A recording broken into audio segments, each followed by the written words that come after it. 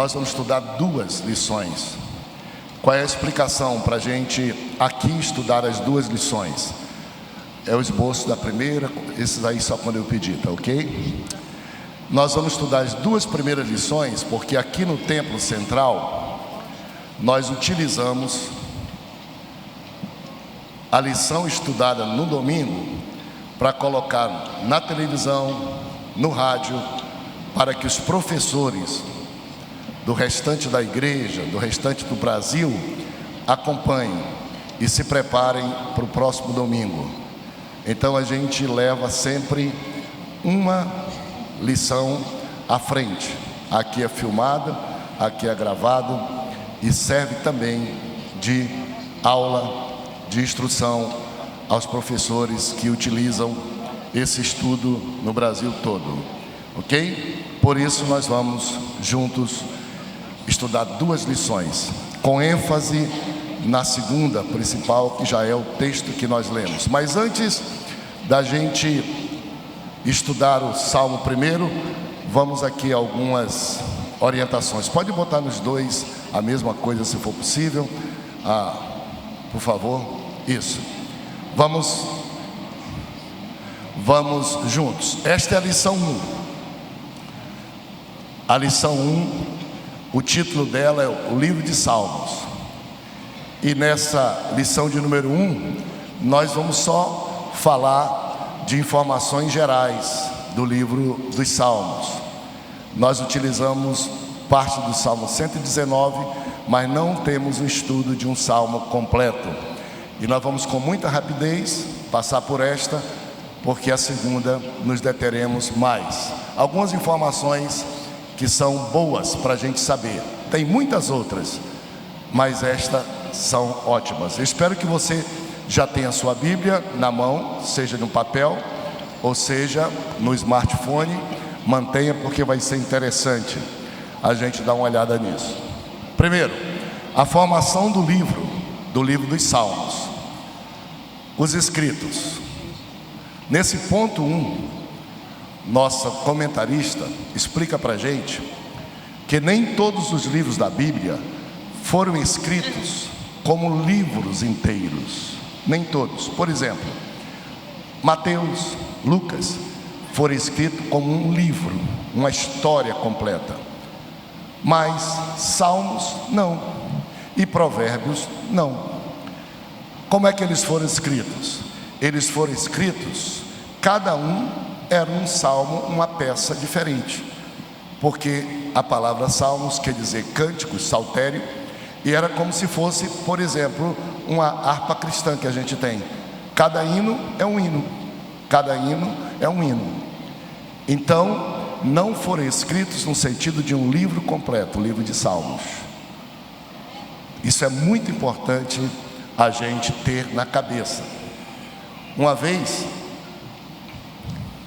um pai querendo dar para o filho um presente, o filho não gostava de estudar, e no aniversário do filho, o pai disse: eu vou dar um presente para o meu filho, porque ele está falando muito errado as palavras, e comprou um dicionário, e deu para o filho.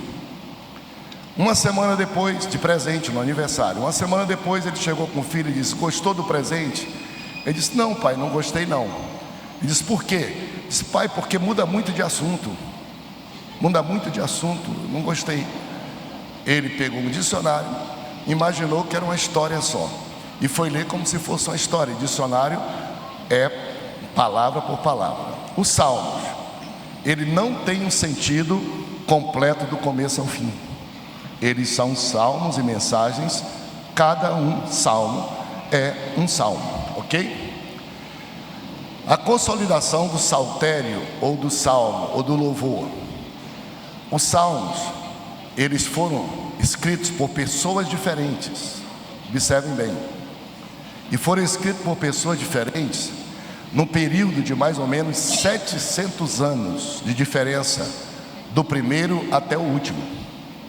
Ou seja, desde Moisés, que escreveu um salmo, até o final deles, de Salomão, 700 anos. Então esses salmos foram escritos como peça de culto, como peça de oração. E mais tarde, Deus usou alguém para juntar isso numa coleção. Essa coleção se chama Salmos. Então a consolidação dos Salmos se deu ao longo de 700 anos. Por isso, os assuntos tratados em Salmos são muito diversos. E são muitos autores do livro de Salmo. O fator Babilônia, nosso comentarista na nossa revista trata disso, e é bom a gente saber, porque a gente vai precisar disso ao longo de todo o nosso estudo, senão a gente vai ficar confuso perguntando por que algumas coisas. Fator babilônico. O fator babilônico qual é? Na história do povo de Deus, do povo de Israel, houveram dois grandes acontecimentos que mexeram com o povo de Israel. Um foi o exílio babilônico, mas o primeiro foi a escravidão do Egito. O povo de Deus no Egito ficou 430 anos em terra estranha, quando Deus tirou através de Moisés e levou para a terra de Canaã. Na terra de Canaã, depois deles viverem aproximadamente 700 anos lá, eles se esqueceram de Deus, se tornaram igual a qualquer outra nação ruim, inclusive com a idolatria, isso que nós estamos vendo aqui no Brasil. Esqueceram-se de Deus totalmente, e não existiam muitos remédios naquele tempo para que um povo, uma nação toda fosse corrigida. Isso é uma história muito interessante para nós. A única coisa que Deus viu como sendo uma forma de que o povo se voltasse para Ele, se lembrasse de como Ele cuidou do povo lá no Egito e como tirou o povo milagrosamente da escravidão do Egito, foi exatamente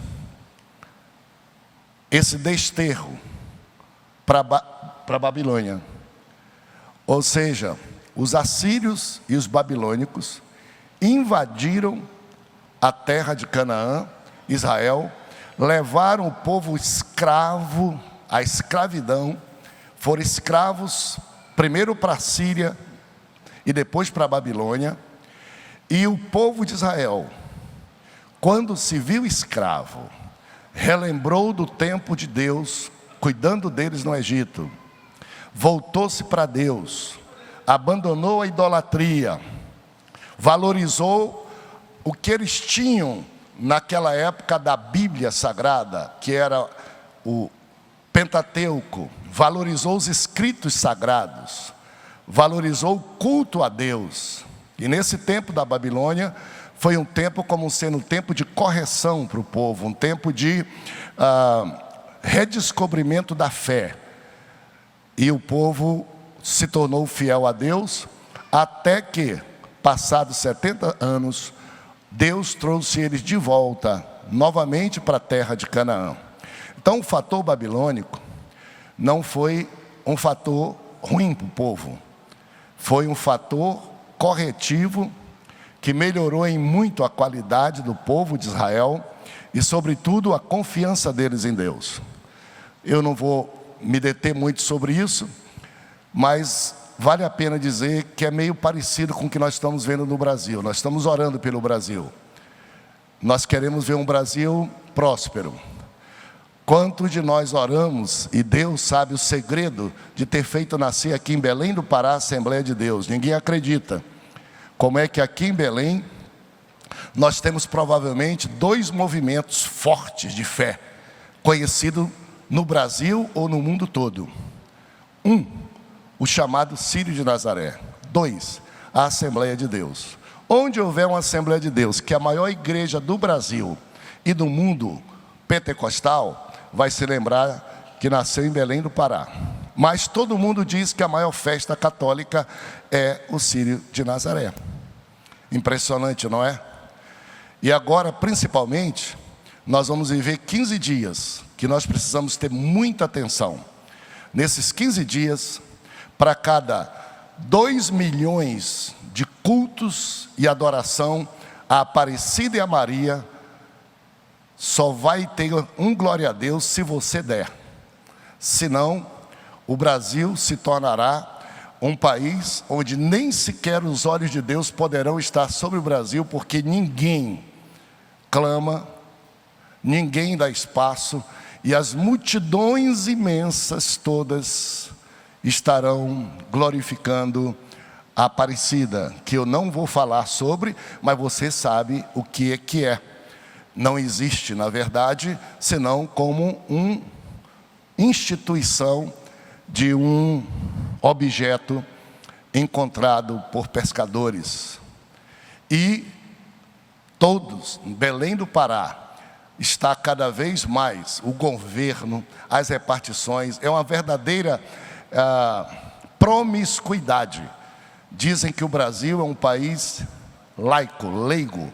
Não se entra em nenhuma repartição pública do Pará onde o nosso dinheiro não esteja sendo gasto com altares, faixas e movimento, e é o dinheiro do povo. O dinheiro do povo. E nós não brigamos por isso, porque essas questões de fé vai prevalecer quem verdadeiramente o é. E nós acreditamos que Deus prevalecerá, nem que seja só no juízo final. Porque a palavra dele, o Salmo diz: uma vez disse o Senhor, e 2 vezes eu escutei, que toda a glória lhe pertence, e que ele não divide a sua glória com outros. Então nós não precisamos brigar com ninguém sobre isso. Até porque, deixa eu ver se eu consigo dizer para vocês não se desesperarem. Domingo passado nós tivemos aqui um culto. Todo mundo estava aqui. Foi muito interessante porque até no final do culto apagou, a luz foi embora. Foi muito bonito. Vocês acenderam as luzes do celular e nós continuamos o culto. E nesse santuário estava um sacerdote que veio de muito longe participar da celebração da sua religião. E em seguida ele veio aqui e disse: pastor, ore por mim.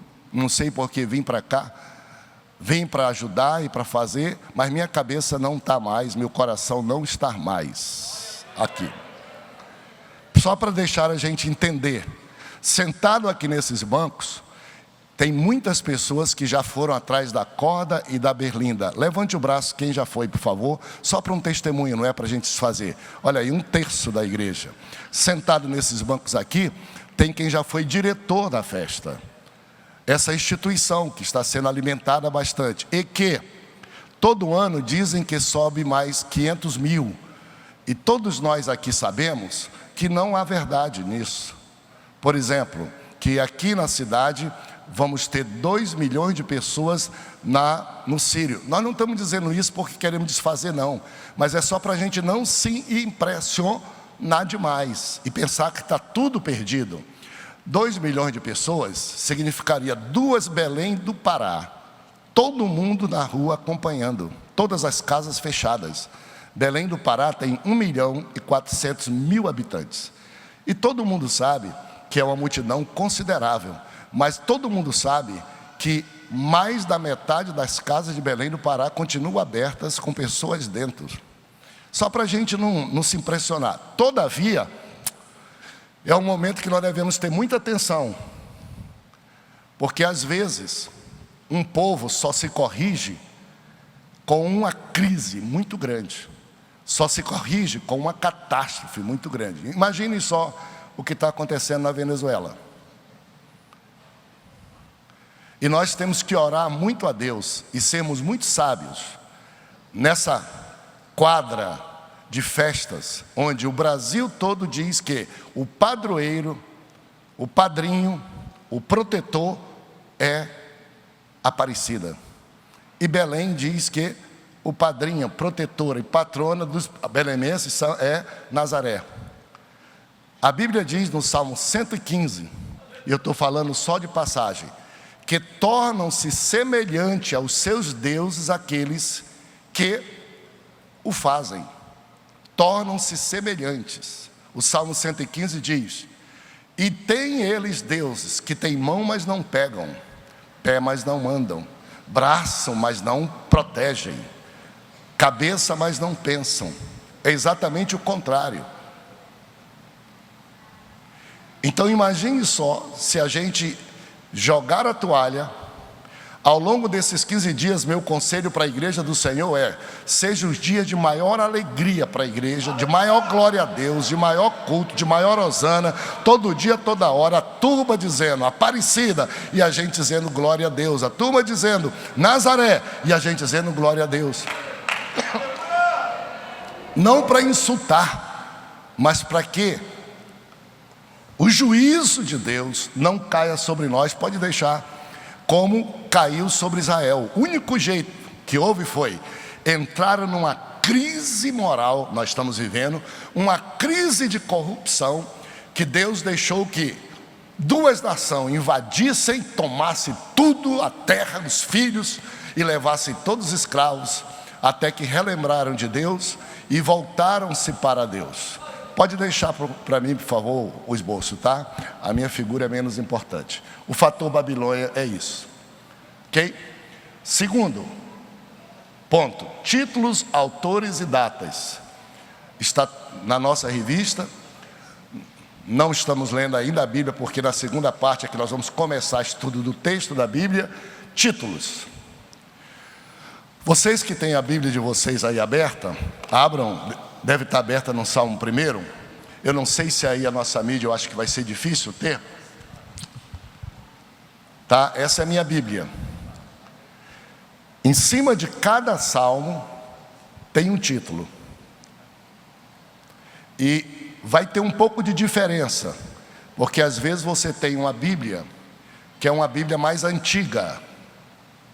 Por exemplo, todos os que usam a Bíblia na versão atualizada, que é a que nós usamos aqui na igreja, a maioria usa, em cima de cada salmo vai ter um título. Os que usam a Bíblia antiga, chamada corrigida, não vai ter o título, ou vai ter um título só médio, em cima de cada salmo. Ok? Eu não tenho aqui, se a câmera fechasse em mim, uma câmera viesse para cá, dava para a gente resolver esse caso, ou se tivesse uma página de Bíblia aí, poderia me acompanhar colocando. Ok? Mas em cima de cada salmo vai ter um título. Em algumas Bíblias, como a atualizada, geralmente tem dois títulos em cima do salmo. Um é em negrito e o outro é itálico, não negrito. Se você tiver aí o Salmo 1, você vai ver, só tem um título: os justos e os injustos, em negrito. Mas se você passar a página da sua Bíblia para o Salmo de número 3, está na mesma página. Veja aí no Salmo 3, vai ter dois títulos, um em negrito e outro itálico. Dois títulos. Olha quais são os títulos: confiança em Deus e na adversidade. O título segundo: Salmo de Davi, quando fugia de Absalão, seu filho. Então todos os salmos, eles trazem um título. Algumas Bíblias só trazem um. Esse título que está em negrito, ele é um título mais novo. Foi um título dado pelos editores, dizendo qual é o assunto do salmo. Mas o segundo título, que não está em negrito, é o título mais antigo, que aparecia nos escritos mais antigos. E nesse título diz quem é o autor, e diz em qual ocasião ele foi escrito. E alguns salmos diz para que serve, em que culto, em que reunião deveria ser cantado. E alguns outros salmos dizem ainda quais os instrumentos que deveriam ser usados. Os irmãos aqui entendem bem, quando se escreve uma página para ser tocado com piano, o salmo diz. Isso é o título. Então, o título que vem em negrito, ele é mais novo, ele só diz o assunto. Por exemplo, Salmo 1, o justo e o ímpio. Não tem mais nada. O que significa dizer? Se não tem mais nada, não se sabe quem é o autor, por isso não se colocou. E não se sabe mais detalhes, por isso não colocou. Mas o Salmo 3 já é um exemplo aí para vocês. O Salmo 3 tem confiança em Deus e na adversidade. Aí vem Salmo de Davi. Davi viveu perto do ano 1000. Quando? Quando ele era pequeno, quando ele estava cuidando do gado, quando ele estava brigando com Golias, quando ele estava... Não, quando ele fugia da perseguição do seu filho Absalão. Aí a gente vai entender muito mais a questão dos salmos. Então vale a pena ler isto, não faz parte do texto, mas vale a pena ler, ok? Todos os salmos, dê uma lida que facilita. Autores e datas, já falei para vocês que, como os salmos foram escritos, cada salmo, um salmo, são vários autores. Na verdade, nós temos, a Bíblia não fala, mas na nossa revista está dito, veja aí para você, se quiser, tem um quadrinho dizendo, aí o quadrinho, na página 8, que diz assim, que dos 150 salmos, 73 é dito que foi Davi. Então, se está dito, nenhuma questão. Davi é o autor de 73, observe bem. Nós somos acostumados a dizer Salmo de Davi para todos os salmos, são 150. Na verdade, somente 73 foram de Davi. Sobraram quantos? 77, correto? 77 foram de outros autores. De quem? 50 de autor desconhecido. A Bíblia não diz e não se sabe. 50. E os outros? 27. 12 de Asaf, 11 de Corá, 2 de Salomão, 1 de Moisés, e 1 de Etã e outro de Jedutum. Então vamos lá. Desconhecidos, começa 73 de Davi, diga comigo, 73 de Davi, 50 desconhecidos, 12 de Asaf, 11 de Corá, 2 de Salomão, 1 de Moisés, 1 de Etã e outro de Jedutum. Por que nós sabemos que Moisés, que Salomão, que Etã, que Jedutum? Porque está dito no título. No título. Então, autores e datas. Datas. Desde antes do exílio babilônico até o fim do reinado de Salomão. Depende da ocasião que o Salmo diz que foi escrito. Isso demorou 700 anos. Desde Moisés, da morte de Moisés, porque Moisés foi o autor do Salmo 90, que a gente diz sempre que é de Davi, não é? Está escrito que é de Moisés. Até Salomão, de Moisés a Salomão, foi o tempo e as datas. Vai depender do Salmo. A expressão selá. Quem tem a nossa revista, por isso que eu disse que ajuda muito a entender a Bíblia, é indispensável, custa R$5, é uma obra-prima, leve para casa. A expressão selá, ela aparece nas Bíblias mais antigas. Todo final de frase tem selá, selá. Isso era uma discussão. Aparece 71 vezes nos Salmos a expressão selá, que como ela não se explicava, ninguém sabia o que significava. Os estudiosos, então, vieram à conclusão de que selá é como se fosse uma pausa, é como se fosse um ponto, um final de estrofe.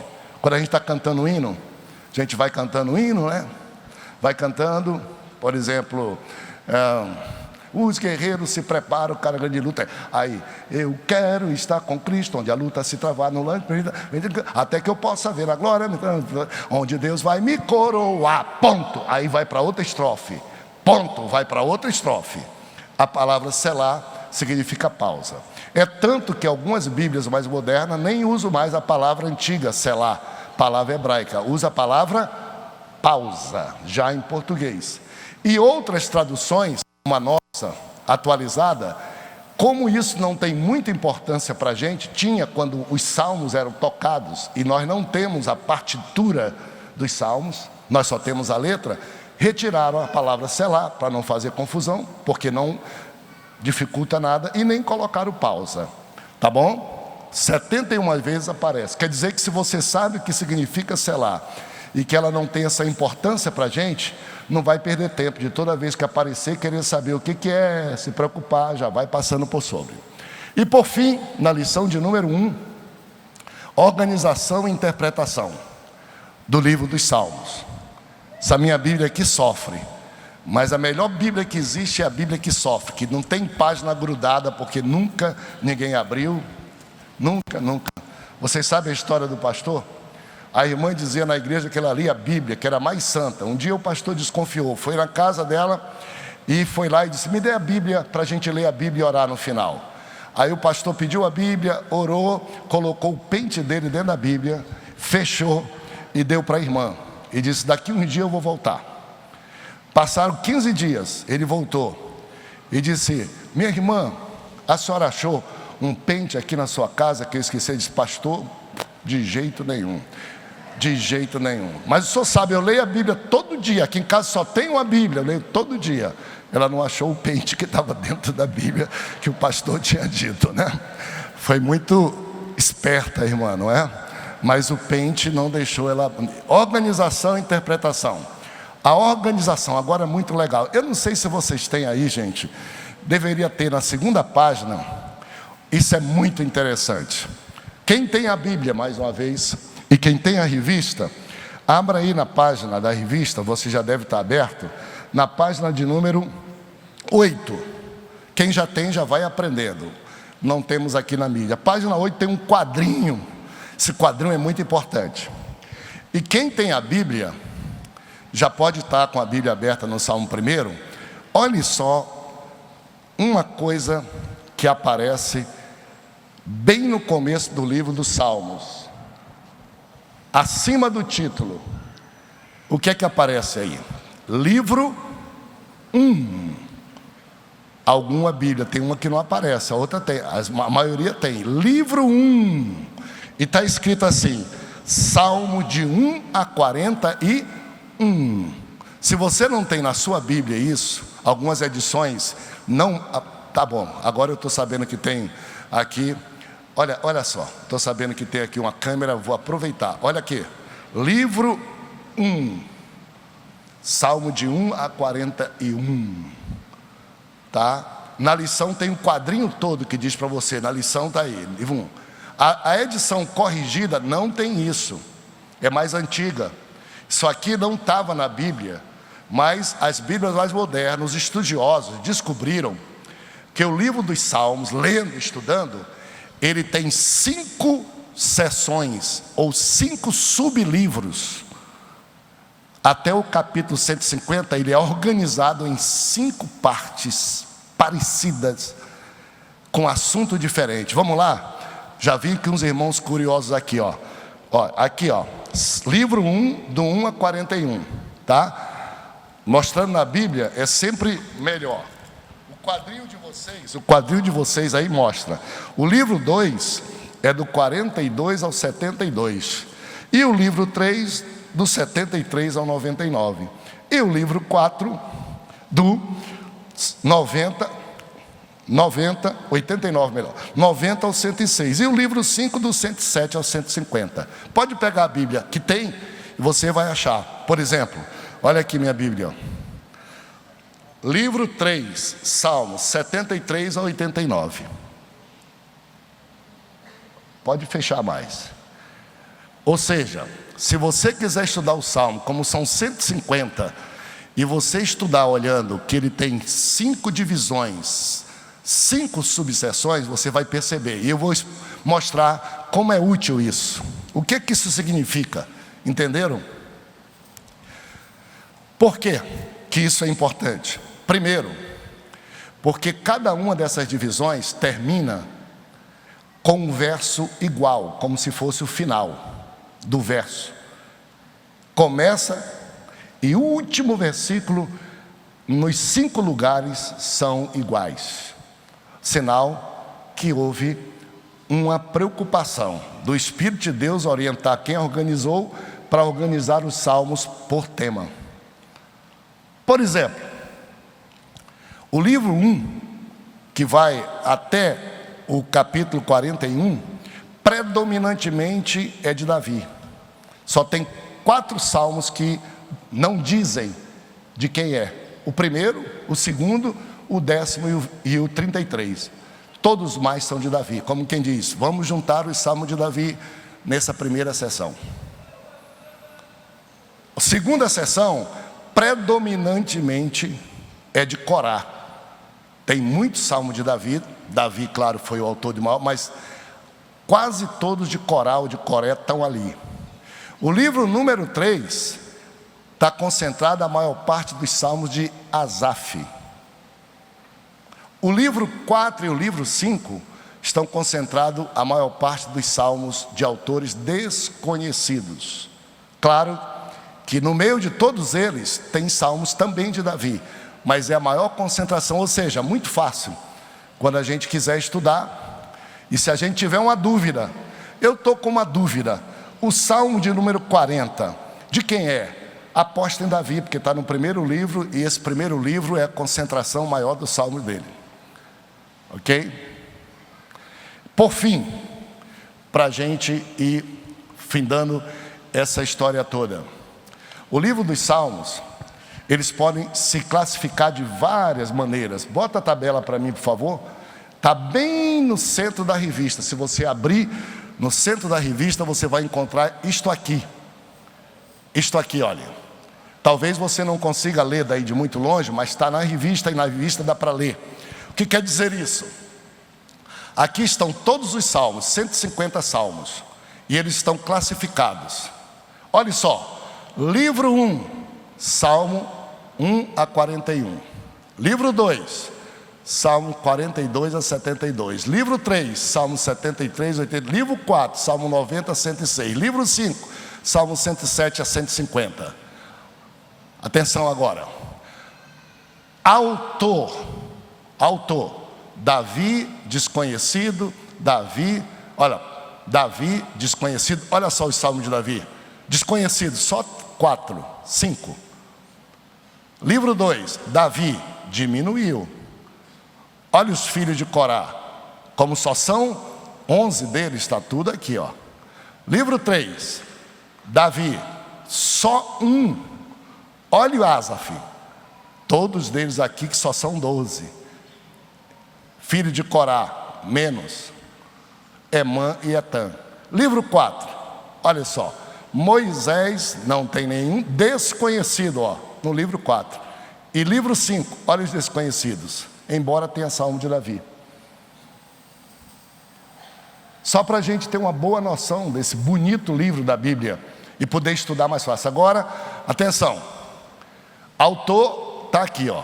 Davi, desconhecido, Davi, Asaf, está aqui os autores. Agora, esses salmos, eles podem ser classificados de várias formas. Vocês não precisam ser doutor nisso, mas precisam ter noção para poder estudar melhor. Noção. É melhor ler a Bíblia, ficar com a Bíblia, mas quem penou para estudar nos ensina isso. Olha aqui, ó. Tipos de salmos. Salmo de ação de graça coletivo. Quais são os salmos de ação de graças coletivo? Está aqui, ó. Olha o número deles, ó. Quais são eles? Vinde, louvemos ao Senhor, demos glórias ao seu nome. Ação de graça coletivo. Tá bom? Ação, louvor individual ou ação de graça individual. Olha aqui, ó. Todos eles aqui, ó. Ação de graça individual. Glorifica ao Senhor, minha alma, bendiga a Ele, ô minha alma, agradece a Ele por aquilo que Ele fez. Ação de graça individual e ação de graça coletivo para a igreja toda. Ok? Lamento coletivo. O que é lamento coletivo? Israel, arrepende-se da tua idolatria, volta a Deus, busca o Senhor, coletivo. Lamento individual. Olha todos aqui, ó. Olha o tanto. E tem alguns outros aqui que são menos. O que quer dizer? O livro dos Salmos, ele é interessante, porque a gente pode resumir ele no título da nossa lição. Qual é o título? Salmos, Cânticos e Orações da Alma. Poderíamos dizer louvor e lamentos da alma do ser humano. O livro dos Salmos pode se classificar num monte de classificação, mas ele tem duas partes distintas. Primeiro, lamento. Segundo, louvor. Primeiro, tristeza pelo que está acontecendo com a nação. E a segunda parte, louvor, gratidão, celebração por aquilo que Deus fez livrando a nação.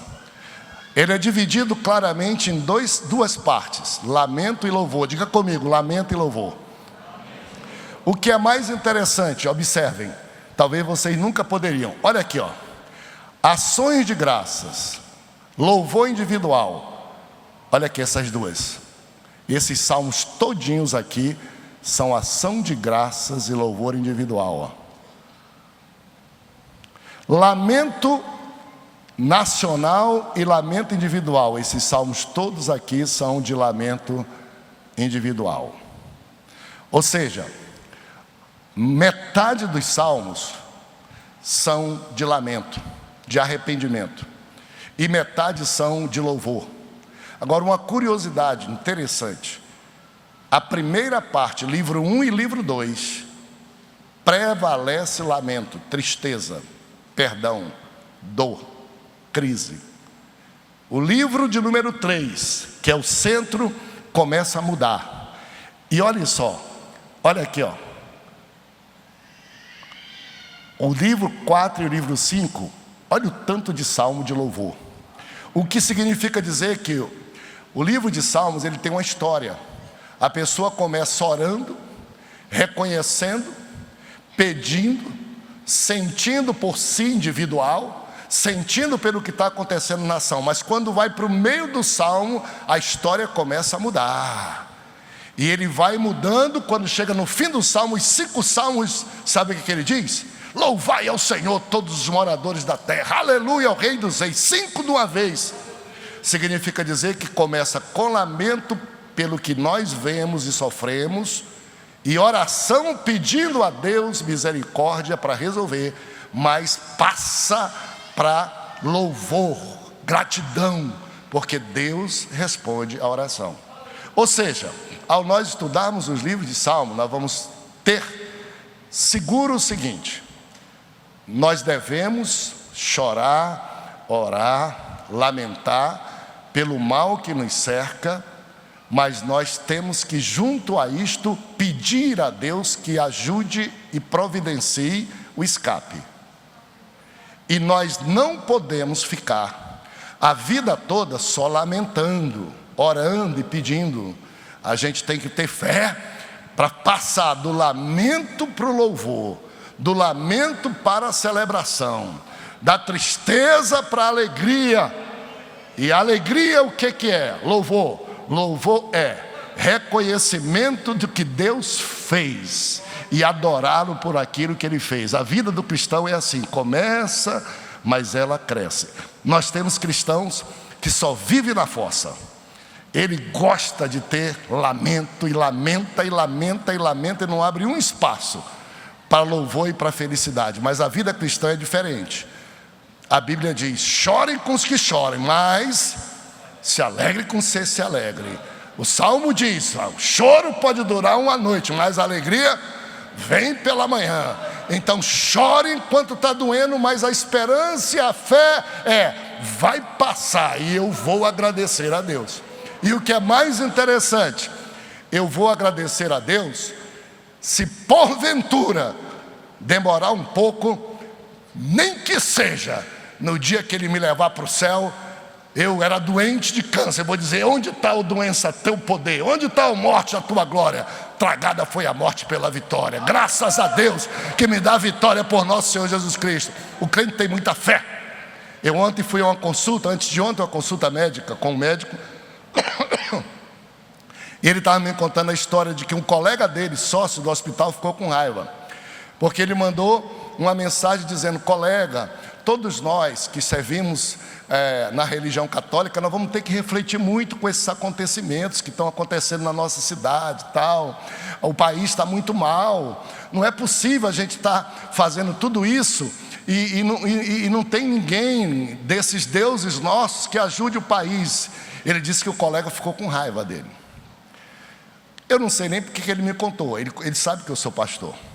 No meio do papo ele disse assim: sabe uma coisa que eu admiro de vocês? Eu admiro de vocês, para vocês não tem problema. É pobre, mas está alegre. É pobre, mas está indo na igreja. É pobre, mas está dizendo que vai ficar rico. É pobre, mas está dizendo que não falta o pão. É pobre, mas está animado. E é pobre, mas está indo para o céu. Animado, animado. E a gente está ali, lamentando, chorando. Até nossa missa, até nossa procissão é lamento. Vocês vão para o culto de vocês e o pau quebra. No culto é alegre, é para frente. Bom, a lição do livro de Salmos é: a vida é constituída de lamento, de choro e de alegria e de louvor. Aleluia! Mas graças a Deus que nos dá a vitória. Na balança do choro e da tristeza, e na balança, no prato da balança do louvor, prevalece da vitória, prevalece do louvor. E nós vamos um dia celebrar tudo isso, e dando a Deus, o final da conta nosso é: quando este corpo mortal se revestir da incorruptibilidade, e aquilo que se degenera, e aquilo que é passageiro, passar a ser eterno, então nós diremos: tragada foi a morte pela vitória, graças a Deus. Não fiquem tristes, irmãos, como demais, porque sabemos que se Jesus ressuscitou, nossos parentes vão ressuscitar. Que mensagem, hein? E nós, os que estivermos vivos, seremos transformados e subiremos com Ele junto por lá na glória. E eis que vinha uma grande multidão, que ninguém podia enumerar. Aqui na terra foram perseguidos, é verdade, mas no céu, de vestes brancas, palmas na mão, pulando e gritando: ao Senhor pertence a glória e pertence a salvação. Louvado seja. Fique em pé comigo. Aleluia. Aleluia. Diga comigo: lamento, louvor. Diga comigo: eu lamento, mas eu louvo. Eu não fico lamentando. Jesus me ajuda e eu passo a louvar. Então diga comigo: estou caminhando. Ora lamento, ora louvo, mas a vitória e o louvor prevalece na minha vida cristã. Louvado seja Deus pelo tempo, pela ceia. Vamos parar por aqui, consideram, e no próximo domingo a gente faz os dois para poder ficar um à frente.